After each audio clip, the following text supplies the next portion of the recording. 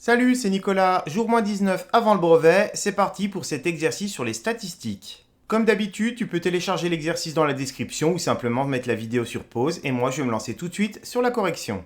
Question 1, montrer que l'étendue des prix de ces paires de lunettes de soleil est de 85 euros. Donc là, on a un tableau sur lequel il y a les différents modèles vendus par un opticien pendant l'année 2022. Et on rappelle que l'étendue, c'est la différence entre le prix le plus élevé dans cette situation et le prix le moins élevé. Donc le modèle le plus cher vendu par cet opticien, c'est 160 euros.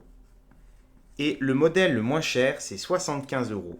Donc là, on va faire 160 moins 75 et on va trouver le 85 euros. Alors, il n'y a pas grand-chose à faire dans cette question. Donc la moindre des choses quand on répond à ce genre de question, c'est de mettre la différence. Surtout que la réponse est donnée dans la question. Sur ce type de question, il y a beaucoup d'élèves qui se plantent et qui, au lieu de faire l'étendue sur le prix, vont me faire l'étendue sur le nombre de paires. Alors dans cette situation, c'est difficile de se tromper parce qu'on vous donne la réponse, mais lorsque on vous demande l'étendue, on précise toujours l'étendue de quoi. Donc là, c'est l'étendue des prix. Donc il faut bien regarder la ligne des prix. 2A. Quelle formule doit-on saisir dans la cellule G2 pour calculer le nombre total de paires de lunettes de soleil vendues en 2022 ? Donc en fait, ici, il va falloir faire l'addition de tous les effectifs, donc l'effectif total qu'on veut. Donc il faudrait faire 1200 plus 950, etc., etc. Tu sais que pour faire une formule de tableur, déjà il faut commencer par un égal, et ensuite il ne faut pas donner les valeurs qui sont dans les cellules, il faut donner le nom des cellules. Donc là je vois deux façons de faire.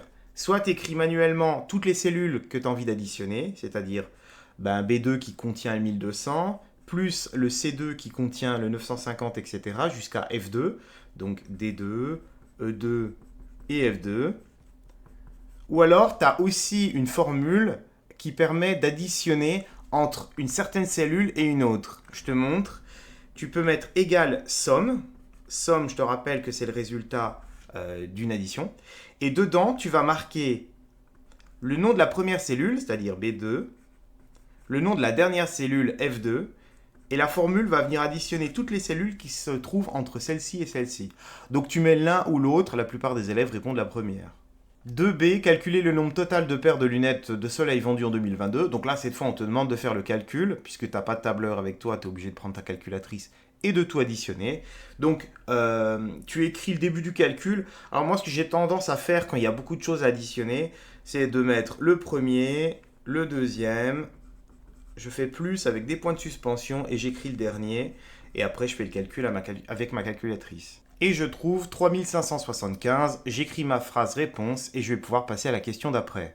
Question 3A, calculer le montant total en euros des ventes des paires de lunettes de soleil en 2022. Et là, il y a un énorme piège dans lequel les élèves tombent souvent, c'est d'additionner simplement ici 75 avec 100, avec 110, 140 et 160. Et en fait, là, ce que tu es en train de faire, c'est additionner le prix individuel d'un seul modèle 1, un modèle 2, un modèle 3, un modèle 4 et un modèle 5, alors qu'on veut la somme de toutes les paires de lunettes qui ont été vendues. C'est-à-dire que le 75 euros, il faut le compter 1200 fois. Donc dans mon calcul, on va faire 75 fois, enfin 1200 fois 75 euros plutôt. Donc ça, c'est juste pour les paires à 75 euros. Ensuite, on va ajouter 950 fois 100, puisqu'il y a 950 paires à 100 euros, etc., etc. Et on trouve un montant des ventes de 360 250 euros. Et là, je me rends compte trop tard que c'est la catastrophe. Tu l'auras remarqué, le résultat que j'ai mis sur ma copie n'est pas le résultat que j'ai obtenu sur ma calculatrice. Alors ça, malheureusement, c'est le genre d'erreur qui va m'arriver moi chez moi tranquillement, mais qui va sûrement t'arriver le jour du brevet. Tu vas mal recopier un résultat ou pas faire attention à une valeur. Et tu vas perdre des points là-dessus. Alors oui, ça arrive à tout le monde, c'est des erreurs d'étourderie. Donc pour la suite du calcul, j'ai de la chance puisque j'ai continué mon calcul sur la calculatrice et donc ça n'a pas d'incidence sur la suite, tu le verras. Par contre, j'ai écrit 360 250 au lieu de 364 250 partout. Je vais changer ça à l'écran. Et on va pouvoir faire la question donc 3B. Calculer le prix moyen d'une paire de lunettes de soleil vendues en 2022 arrondi au centime près.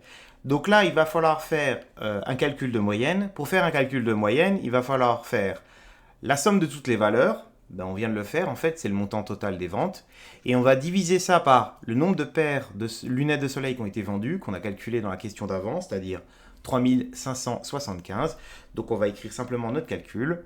Je vais arrondir ce résultat au centime près, donc ça veut dire qu'il va falloir mettre deux chiffres derrière la virgule. Si je regarde le résultat sur ma calculatrice, j'obtiens 101, alors là il y a un 8 qui ne va pas bouger. Par contre, après il y a encore un 8, suivi d'encore un 8. Donc ça veut dire qu'on est plus proche de 89 centimes que de 88 centimes. Il faut toujours se méfier quand on fait les arrondis, parce que les arrondis font partie des deux points de rédaction très régulièrement qu'on a sur le brevet blanc. Ça veut dire que si tu te trompes régulièrement sur les arrondis, tu risques de perdre des points bêtement sur cette partie rédaction. On conclut en faisant une phrase réponse. Le prix moyen d'une paire de lunettes est de 101,89 € et on a terminé l'exercice. Je te souhaite une bonne continuation dans tes révisions et on se dit à demain pour le jour -18. Ciao!